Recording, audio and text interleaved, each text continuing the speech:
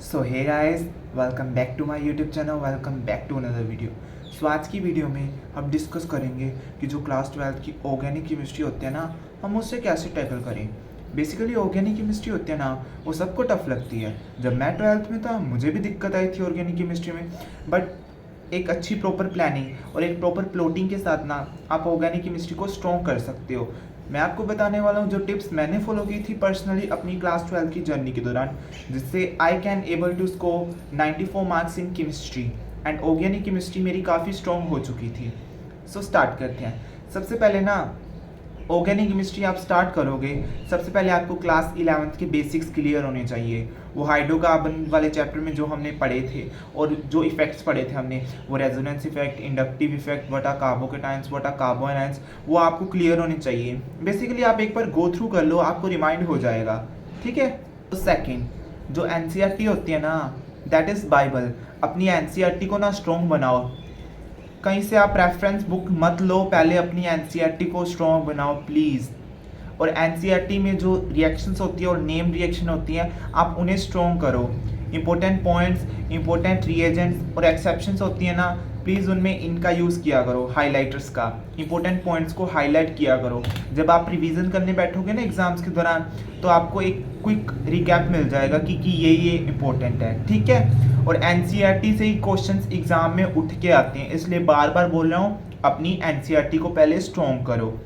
दूसरा, समझ के करो, रट्टा मत मारो। ये ऑर्गेनिक केमिस्ट्री है, जितना रट्टा मारोगे उतने कंफ्यूज हो जाओगे।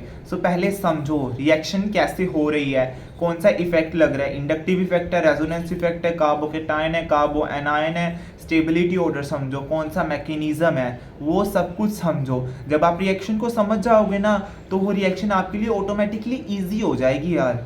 ठीक है। इसलिए बार बार कह रहा हूँ, रट्टा मत मारो। सो फोर्थ, जो रिएक्शंस होती हैं और मैकेनिज्म होते हैं, सो बेसिकली आप उन्हें ओरली पढ़ोगे, ऐसे बस कॉपी खोली और पढ़ लिया, वो याद नहीं होंगे। जितना लिखोगे उतनी आपकी प्रैक्टिस स्ट्रॉन्ग होगी और आपकी ऑर्गेनिक केमिस्ट्री उतनी ज़्यादा ही स्ट्रॉन्ग होगी। सो बेसिकली आप जब प्रैक्टिस करोगे ना, लिखोगे, सो रिएक्शन और मैकेनिज्म्स के लिए ना एक अलग से नोटबुक बना लेना, जिसमें आप important reaction, important convergence, mechanism with arrow diagrams उनके, एंड कौन सी कंडीशन लगती है उस रिएक्शन के लिए, कौन सा रिएजेंट लगता है ना, आप उस नोटबुक में सब कुछ लिखेगा। ये एग्जाम टाइम में आपकी ना बहुत हेल्प करेगी। बेसिकली इतनी नोटबुक होती है ना, 30 रुपये वाली आती हैं, ये सफिशिएंट होगी आपके चारों चैप्टर्स के लिए। 4 चैप्टर, 5वां बायोमोलिक्यूल्स में तो इतनी मतलब रिएक्शन है नहीं। सो बेसिकली वो 4 चैप्टर बचे, उनके लिए ना आपको इतनी नोटबुक बहुत होगी। एंड फिफ्थ, कन्वर्जन्स प्रैक्टिस करो। बेसिकली कन्वर्जन्स होती है ना, वो एग्ज़ाम में 5 नंबर की तो आती हैं एटलीस्ट। अब ये मत बोलना कि 5 नंबर की तो आती हैं, क्या हो जाएगा। 5 नंबर 1% बनाता है और वो बहुत ज़्यादा इंपॉर्टेंट होते हैं। सो आप ना डेली 10 से 15 कन्वर्जन प्रैक्टिस किया करो। एंड अगर आप एक कन्वर्जन प्रैक्टिस करोगे ना, सो बेसिकली कई बार ना कन्वर्जन सिर्फ उस पर्टिकुलर चैप्टर की नहीं होती, उस एक चैप्टर की नहीं होती। बेसिकली वो 2 चैप्टर को भी लिंक कर सकती है, 3 चैप्टर को भी, और कभी कभी चारों चैप्टर्स को भी। सो रोज कन्वर्जन प्रैक्टिस किया कीजिए। तो सिक्स्थ, नेम रिएक्शंस होती है ना, वो भी इंपॉर्टेंट होती है, 3-4 नंबर की आती हैं। सो नेम रिएक्शन को ना आप स्ट्रॉन्ग करो। बेसिकली इतना याद तो रखो कि रिएक्शन का नाम क्या होता है, उसमें कौन सा मैकेनिज्म यूज़ होता है, और उसका फाइनल प्रोडक्ट और रिएजेंट कौन कौन से यूज़ होते हैं। बेसिकली नेम रिएक्शन को ना आप तोड़ के याद रखो। रिएक्शन का नाम क्या है, रिएजेंट कौन सा यूज़ हो रहा है, फाइनल प्रोडक्ट कौन सा है, और मैकेनिज्म कौन सा लग रहा है। नेम रिएक्शन इजीली याद हो जाएंगी। बेसिकली जो मैंने आपको पहले पॉइंट बताया था ना, भी आप एक अलग से नोटबुक बना लेना, उसमें ना आप नेम रिएक्शन का एक अलग से सेक्शन बना लेना। जितनी भी आपके सिलेबस में नेम रिएक्शन है, बेसिकली हैं आपके सिलेबस में 30 से 35 नेम रिएक्शन। सो आप उन नेम रिएक्शंस को ना आप उस नोटबुक में लिख लीजिएगा, एक अलग से सेक्शन बना के नेम रिएक्शंस का। इससे आपको रिवीजन करने में आसानी होगी। देन 7th पॉइंट आ जाता है हमारे पास कि प्रीवियस ईयर क्वेश्चन सोल्व करो। आप देखो प्रीवियस ईयर के पेपर उठा के कि कैसे कैसे क्वेश्चंस आते हैं ऑर्गेनिक केमिस्ट्री में, कैसी कन्वर्जन्स आती हैं, नेम रिएक्शन कैसी आती हैं, कौन कौन से टाइप के क्वेश्चन आते हैं। बेसिकली कई बार ना जो फीचर्स होते हैं जैसे बॉइलिंग पॉइंट, उनसे भी क्वेश्चन आ जाते हैं। सो उन्हें भी आप स्ट्रॉन्ग कीजिए साइड बाय साइड। रिएक्शंस, ऐसा नहीं कि रिएक्शंस का रट्टा मारते रह जाओ, वो भी इंपॉर्टेंट है, ठीक है, बट रिएक्शन ज़्यादा इंपॉर्टेंट है। इसलिए पहला फोकस रिएक्शन पे, देन वो जनरल कैरेक्टरिस्टिक्स होती हैं उस पर। 8 पॉइंट। बेसिकली रेगुलर रिवीजन किया करो ऑर्गेनिक केमिस्ट्री की। ऐसा नहीं भाई बस मैंने तो एक चैप्टर पढ़ लिया बस स्ट्रॉन्ग हो गया मेरा, तो अब मैं इसको हाथ नहीं लगाऊंगा, बस फाइनल्स में जाके हाथ लगाऊंगा। ना ना ना, ये गलती मत करना बिल्कुल भी।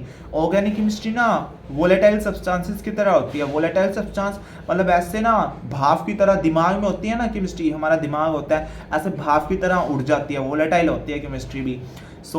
हर 3-4 दिन में रिवीजन किया करो। 3-4 दिन में नहीं होती तो हर वीकेंड में एटलीस्ट रिवीजन किया करो, गो थ्रू किया करो ऑर्गेनिक केमिस्ट्री से, ठीक है।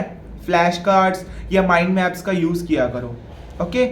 हमारे पास तो last but not least overload मत करो। बेसिकली हर जगह से ना रिएक्शंस मत उठा के लाओ। लो जी मैं तो इस बुक से रिएक्शन पढ़ ली, मैंने इस बुक से रिएक्शन पढ़ ली, मैंने उस बुक से पढ़ ली। सो ये मत करो। बेसिकली जो पहले आपके पास रिसोर्सेज है ना, जो आपके टीचर प्रोवाइड कर रहे हैं और एनसीईआरटी है, बेसिकली उसकी रिएक्शंस को पहले आप स्ट्रॉन्ग करो, अच्छे से करो, क्योंकि पेपर एनसीईआरटी से ही आता है। यही कहना चाहूँगा, ज़्यादा ओवरलोड मत करना, हर जगह से रिएक्शन मत उठाना, एनसीईआरटी करो पहले स्ट्रॉन्ग, फिर आप एक रेफरेंस बुक को यूज़ कर सकते हो, ठीक है। बस इतना करने से मैं गारंटी देता हूँ कि आपकी ऑर्गेनिक केमिस्ट्री ना काफ़ी ज़्यादा स्ट्रॉन्ग हो जाएगी पेपर्स तक, फरवरी तक। अभी सितंबर चल रहा है, फेब तक आपकी ऑर्गेनिक केमिस्ट्री एकदम स्ट्रॉन्ग हो जाएगी और you can easily score well and good marks in your chemistry, basically in organic chemistry. Thanks for watching, please like the video. अगर कोई भी डाउट हो किसी भी सब्जेक्ट में आप कमेंट बॉक्स में पूछ सकते हैं।